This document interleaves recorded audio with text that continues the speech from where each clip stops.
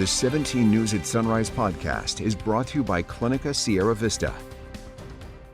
Welcome back to the 17 News at Sunrise podcast, where we share your news on your schedule. Working in the spirit of the Golden Empire, this is 17 News at Sunrise.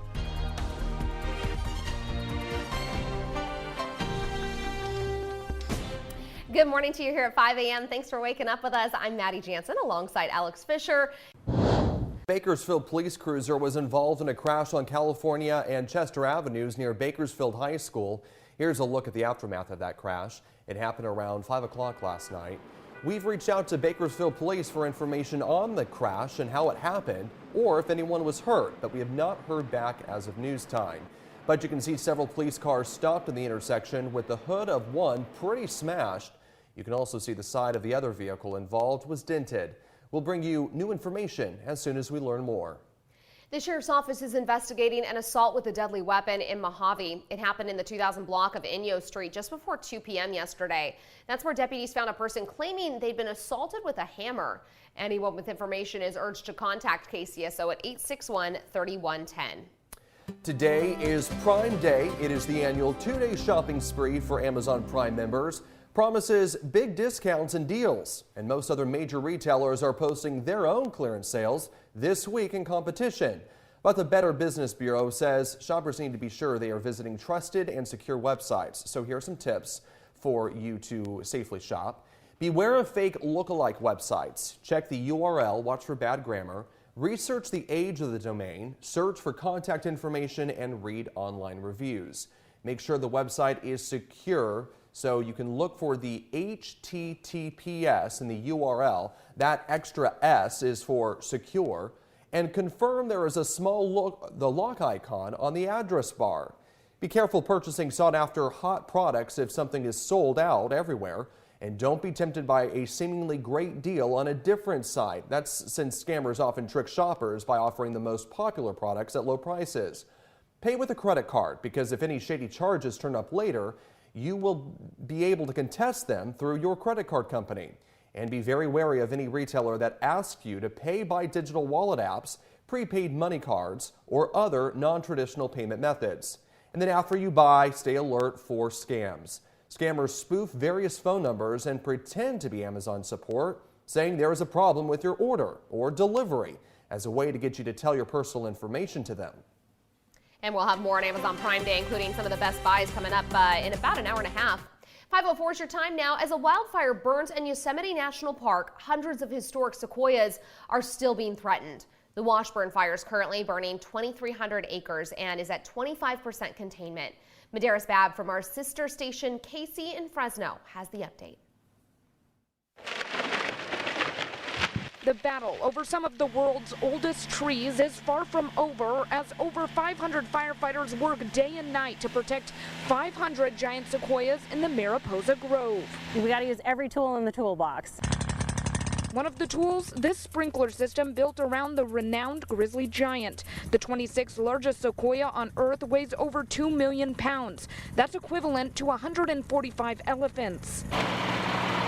Everyone has to just be kind of on their toes and constantly planning for what could possibly happen. And you're thinking 24 hours ahead, 48 hours ahead, 72 hours ahead.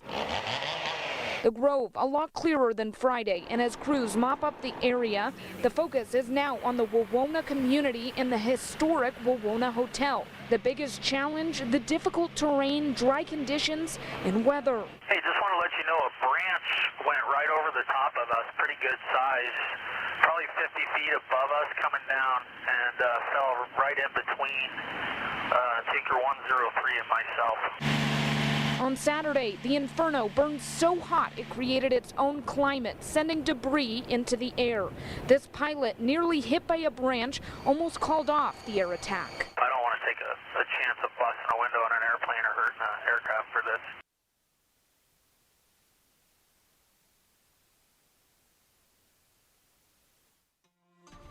Madaris Babb reporting.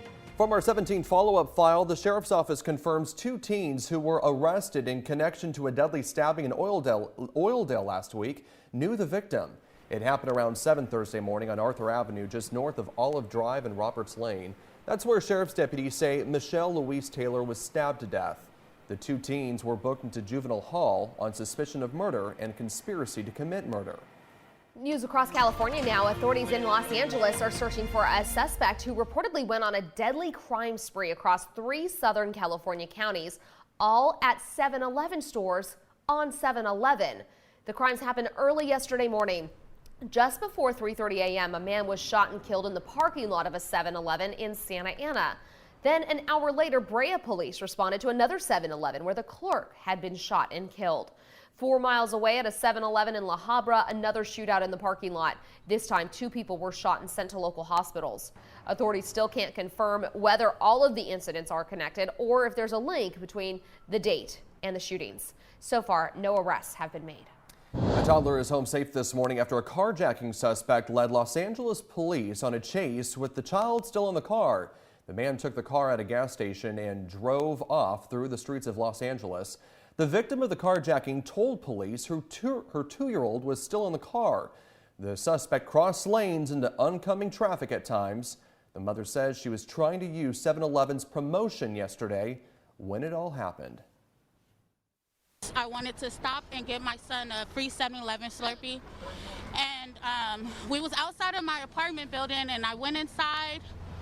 Not even 1 minute later, as soon as I was by the register, my car was gone, and I went outside and I chased down the car. Authorities were eventually able to stop the driver by using spike strips that deflated a tire. They were able to hoist the car seat out of the back of the car, and the child appears to be fine. The suspect was apprehended. Your time now is 5:08, and also making news across the state. Law enforcement celebrating a record-breaking methamphetamine bust out of Southern California. Authorities say they seized more than 5,000 pounds of meth from a box truck that crossed the border near San Diego. It's one of the largest meth busts in San Diego County history. K9 Milo helped deputies and law enforcement in the successful seizure Thursday. 4 men, all from Tijuana, were arrested about 17 miles north of the border after they started unloading the haul. If convicted, they could face up to life in prison and a $10 million fine. And in news around the world this morning, a private funeral was held today for former Japanese Prime Minister Shinzo Abe following his assassination last week. Bystanders yelled Abe's name as the black hearse carrying his body left Zojoji Temple in Tokyo. People were packed along the sidewalks as they watched the hearse slowly pass by and bid farewell to the longest-serving prime minister. The funeral procession passed through the capital's political heart of Nagatacho, where hundreds lined in front of the Parliament building. Prime Minister Fumio Kishida and a group of cabinet members stood outside the Prime Minister's office as the hearse passed in front of them. They all put their hands together and bowed, honoring the fallen dignitary. The January 6th committee hearing today is examining what drove and inspired the events on that day. Panel members say former President Trump's siren call to go to Washington for a rally played a key role. NBC's Bree Jackson is in Washington this morning with more on what to expect. The panel investigating the January 6 attack, putting violent far-right groups under the microscope. What was the call to action? What mechanisms were used to reach these people, to incite this violence? We were invited by the President of the United States!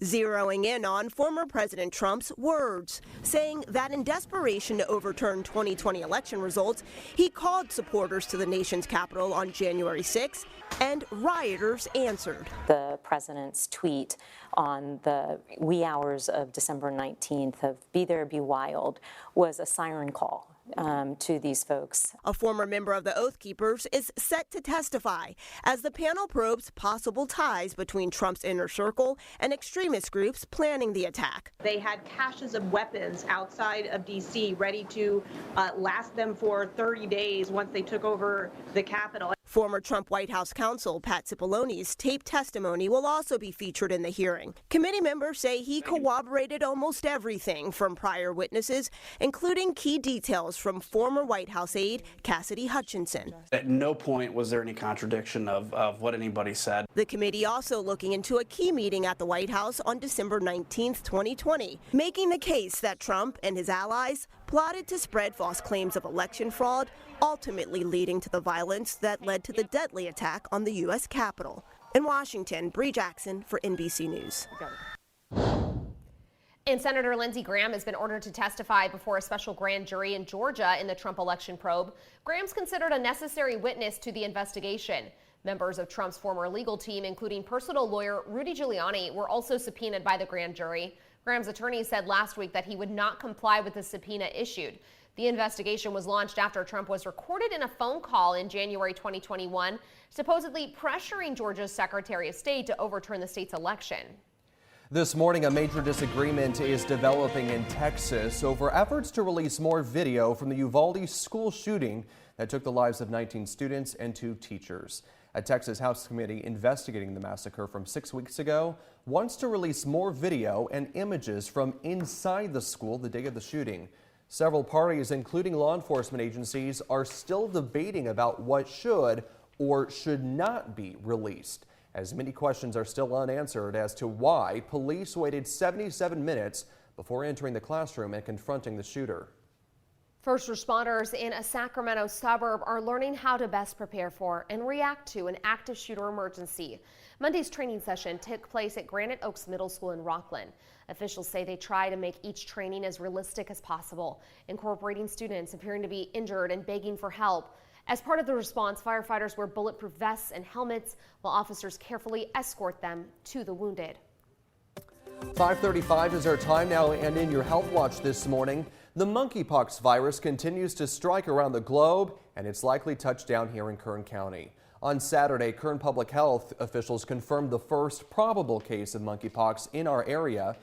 As of Friday, the CDC has reported 791 cases across the nation, including 141 here in California. But unlike COVID cases, monkeypox transmits more physically rather than through the air. It's not something where you would pass this person on the street, right? Most transmission happens when you are in physical contact. You happen to brush against the rash, you touch items that have been contaminated with the body fluids. And so it's not something that people would, casually pass in public. There is no word on where or how the patient became infected, although public health officials are investigating. Hello, this is Tim Callahan with Clinica Sierra Vista, and we're excited to unveil the Community Health Center of the Future, our comprehensive care center.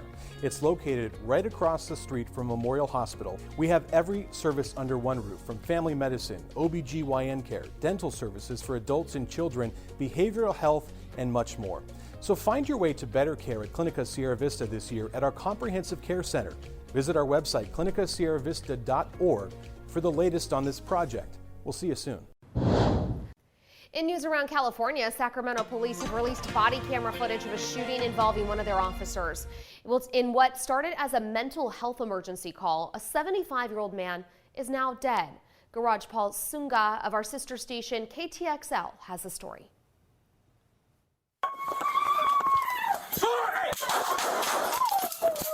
Sacramento Police Department releasing new body camera video of the night officer shot and killed a 75-year-old man. Knife right here on my right. Who was armed with 2 knives and trying to attack his significant other. Sir, are you okay? The 13-minute video shows officers arriving at the home. Hi, sir. How are you? For a mental health-related call. Okay, I'm here to help you. Can you just put the knife down? A Moore's partner told 911 he was having hallucinations. She also told 911 operators previously he was taken to the hospital by police for mental health, but this time was different.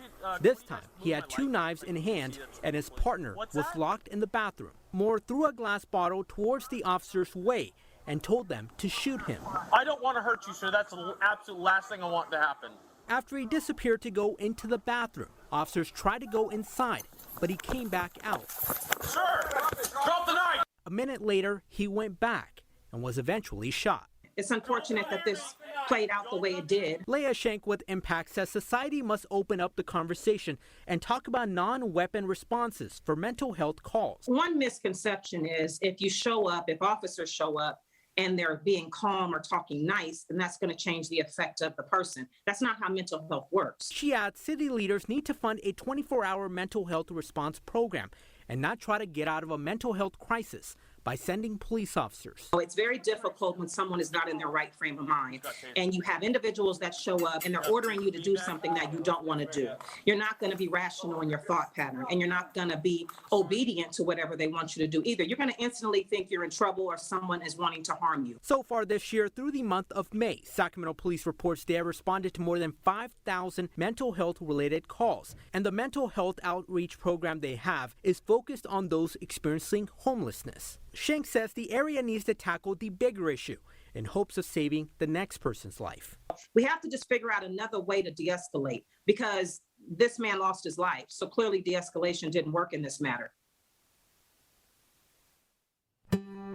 5:39 is our time now, and happening this weekend in Bakersfield, Rock Church is hosting its free monthly food and clothing outreach event on Saturday. The event will take place in the Rock Church parking lot on July 16th from 10 a.m. until noon. Free food, clothing, and other resources will be provided. Rock Church says masks are suggested but not required. WWE's Saturday Night is coming to Bakersfield in September. You can watch your favorite superstars duke it out at Mechanics Bank Arena. Tickets go on sale this Friday at 10 a.m. for $15 each. You can go to AXS.com for packages and tickets for the highly anticipated wrestling event. Working in the spirit of the Golden Empire, this is 17 News at Sunrise.